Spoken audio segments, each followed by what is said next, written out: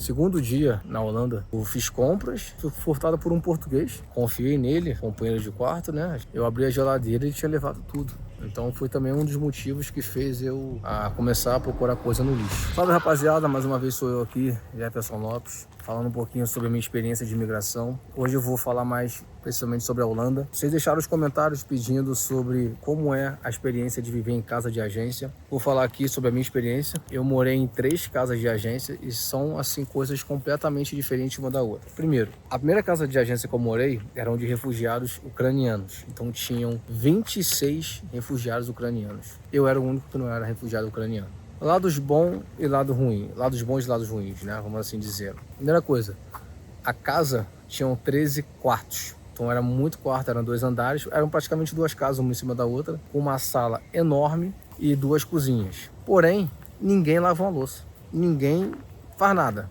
entendeu? A casa está sempre suja. E o mais difícil é você dividir o seu espaço no quarto com outra pessoa. Geralmente são 2 camas de solteiro. Qual é o problema?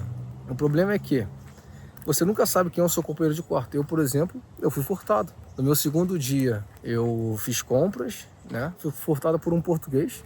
Morava no Algarve. Confiei nele, companheiro de quarto, né? A gente sempre dá um voto de confiança. Era o meu segundo dia na Holanda. Nunca tinha tido experiência. Então, assim, eu fiz as compras, comprei, assim, pão, essas coisas assim. Eu fiz até o vídeo no meu Instagram, tá lá. Eu abri a geladeira e ele tinha levado tudo. Então foi também um dos motivos que fez eu começar a procurar coisa no lixo. Não vou roubar nada de ninguém, não tive essa criação, mas fazer o quê? Eu não vou fazer dos meus problemas dos outros. Mas voltando, essas agências, né, funcionam praticamente assim. Existe um banco de dados na Holanda, onde você coloca o seu currículo nesse banco de dados e as agências vão ali e pescam você. Geralmente eles pedem cidadania ou residência holandesa. Muita gente não sabe, mas ter como você ter residência holandesa é um outro trâmite. Tem que falar com contatos, tem que perder um dinheiro. Não aconselho você a fazer isso, mas vamos lá. Você tem que ter autorização de residência holandesa ou cidadania. A autorização de residência holandesa você também pode tirar como a minha esposa tirou, através do visto partner, né? O Visa Partner, que é o visto de parceiro. Ela não necessariamente precisa casar, pelo menos até o momento não precisava casar. A gente só tinha que comprovar que estávamos juntos há mais de 6 meses, né? Aí tem um link, você faz lá todos os uploads dos documentos, eles pedem fotos, extrato bancário, algumas coisas assim, e ela também consegue ter autorização de residência. Dito isso, as empresas vão olhar o seu currículo, é aí que entra uma parte mais profissional, que você tem que saber se apresentar para que as empresas busquem você. Por que isso acontece de forma assim, como eu posso te explicar, uma forma não profissional? O que acontece? Muitas pessoas hoje pegam o celular, vai no chat GPT, começa a falar uma opção de coisa, o chat GPT faz um PDF e a pessoa bota ali. A pessoa não quer perder 10 minutos fazendo um currículo, entendeu? Nem que você pague para alguém fazer, paga 20, 30 euros, a pessoa vai fazer. Menos de 1 hora você faz, entende? Você automaticamente vai primeiramente no escritório da agência, tem que validar os seus documentos, depois de validar os seus documentos, a mulher chega e te dá o contrato. Você vai lá e assina. O que acontece? Ali vai pegar um carro e vai te levar até a casa da agência. Todas elas são assim. Nessa primeira agência, como eram muitas pessoas, eles davam um carro. No caso, eu como tinha a habilitação brasileira, e segundo o Tratado de Haia, você pode dirigir 1 ano em outro país após você estar registrado. Então, a habilitação brasileira, ela é válida na Holanda. E o que aconteceu? Me deram uma van para eu levar os ucranianos, irmão. Eu nunca tinha dirigido na Holanda, não sabia nem como é que era. Mas fui, entendeu? Fui com medo, com a cara e com a coragem, mas fui. E assim a gente ficou 2 semanas. Até que essa empresa que eu estava trabalhando era uma empresa de carregar tulipas, as plantas tulipas, certo? Passou 2 semanas, mandaram a gente embora. Falaram que a produção das tulipas acabou. Então o que eu fiz? Eu fui para Amsterdã, fui para um hostel, dividi quarto com 12 pessoas. E quando eles me pagaram tudo que eu tinha na minha conta, eu usei para poder pagar as diárias do hostel. E fui de novo na rua procurar comida, irmão. Ficava no Burger King, no McDonald's, esperando alguém jogar coisa fora e comia. Zero vergonha. Aí o que acontece? Após isso eu fiquei ali mais ou menos 2 ou 3 semanas, mais ou menos. Não lembro direito. Sei que foi muito dolorido.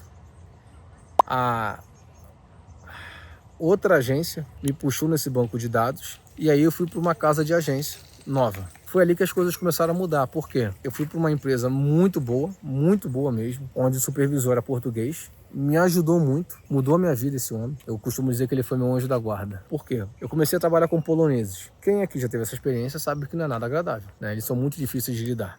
O Rio de Janeiro da Europa é a Polônia, entendeu? O que acontece? Ele me dava umas funções, mas não me explicava. E na época também o meu inglês era muito ruim, muito ruim. Então o que acontecia? Eu fazia tudo errado, e quando eu fui para ser demitido, esse português chegou e conversou comigo em português. O que tá vendo? Eu pude me explicar para ele o que estava acontecendo em português, até que ele viu a situação, viu que não era só eu, que tinha mais outros erros acontecendo por falta de profissionalismo desse polonês, e tirou o cara dali e botou em outro canto. E aí botou alguém para poder ensinar a gente. O que aconteceu? A empresa subiu de produção, eu também subi de produção, e a empresa começou a me dar vários cursos de máquinas, cursos de não sei o que. Eu fui fazendo tudo. Eu fiquei ali praticamente 2 anos, mais ou menos, quase 2 anos. Só que eu me tornei um funcionário extremamente flexível, porque eu fazia todas as funções dentro de uma warehouse. Só que na casa era bem complicado. Por quê? Eu tinha que pedalar 11 quilômetros, trabalhar 9 horas e voltar 11 quilômetros pedalando. Então, por que era complicado? Primeiro que a minha bicicleta era de ferro, não era elétrica. Segundo, que na casa tinha... Vocês sabem que na Holanda vocês podem fumar, esse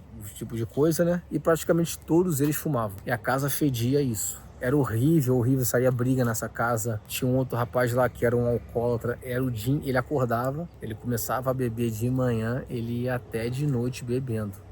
Até inclusive que nessa casa aí, nessa agência, o nome da agência é Want to Work, ela começou a ter fiscalizações para poder fiscalizar esse rapaz, até que mandaram ele embora. Nesse dia da fiscalização, eu estava trabalhando no afternoon shift, que é o turno da tarde. Estava trabalhando no turno da tarde e eu acordei cedo para poder treinar. Estava fazendo flexão, fazendo abdominal, me cuidando. A dona da agência chegou, perguntou quem é você. Eu falei, sou o Jefferson e tal, não sei o quê. Ela pediu para eu mostrar que era um rapaz, mostrei ele lá. Ele estava muito bêbado. E ela falou, você tá fazendo o quê? Eu falei, eu tô me exercitando. Eu tô aqui quieto e tal, não tem nada a fazer. E meu companheiro de quarto era um romeno, a pessoa mais porca que eu vi na vida. Ele botava o computador aqui assim, um prato de comida, ele comia e mexia no computador, e depois o resto ele guardava embaixo da cama. Então o quarto ficava fedendo a comida podre. Mas eu não tinha opção. Aí o que acontece?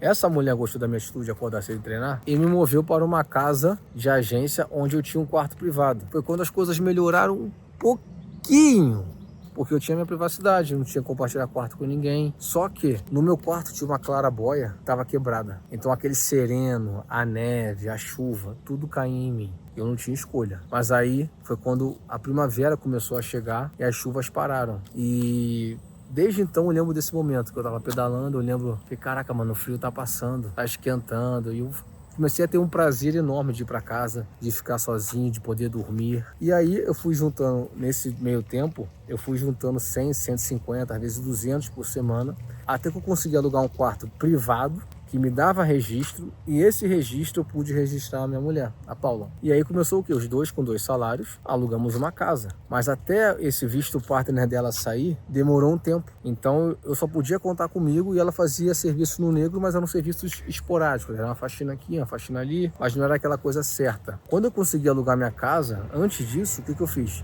Eu comprei um carro, porque eu com o carro consigo me deslocar e eu moro aonde eu quiser, exatamente onde eu quiser. Então eu consigo me deslocar um pouquinho mais para longe da cidade para poder alugar uma casa. Foi exatamente o que eu fiz. Então foi um processo mais ou menos aí de 8 meses, 9 meses em casa de agência. Não é fácil. É um preço alto a se pagar, mas é um preço que é uma forma que você tem de se estruturar que a Suíça aqui não oferece, né? Ou se oferece casa de agência, oferece muito pouco. Na Holanda, como tem uma crise imobiliária enorme, o que acontece? As pessoas se candidatam às vagas e falam, olha, eu estou morando aqui em Portugal, que foi o que eu falei, eu moro em Portugal, mas eu quero ir para aí. Quando pintar uma casa de agência, eu vou. Foi o que aconteceu. Pintou uma casa de agência e eu fui. Eles me deram 7 dias para chegar lá, porque a pessoa que está saindo da casa de agência, ela tem que avisar. Com 7, 2 semanas, mais ou menos 15 dias que vai sair, para que os descontos não sejam mais efetuados. Bom, rapaziada, então é isso. Essa foi a minha experiência em 3 casas de agência, não são muito boas. A última, inclusive, meu primeiro dia, eu cheguei lá, estavam todos, sem exceção, todos na casa, na mesa de jantar fazendo isso. Eu fui pro meu quarto, eu rezei, não me misturo, não faço coisa errada. Então, assim, eu continuei caminhando, continuei trabalhando, continuei fazendo meus cursos de educação financeira. Agora estou indo para casa fazer um outro curso. E assim, vamos evoluindo sempre, né? Sem pressa, aqui na Suíça também dá para crescer, porém de forma diferente. Cada pessoa tem a sua forma. Eu ainda não encontrei a minha. Mas se tá difícil, irmão, a gente vai trabalhar até ficar fácil. Valeu? É isso. Espero que vocês curtam, compartilhem. Quem puder virar membro para entrar lá no grupo do WhatsApp, é bem legal o grupo, entendeu? Beleza? Valeu!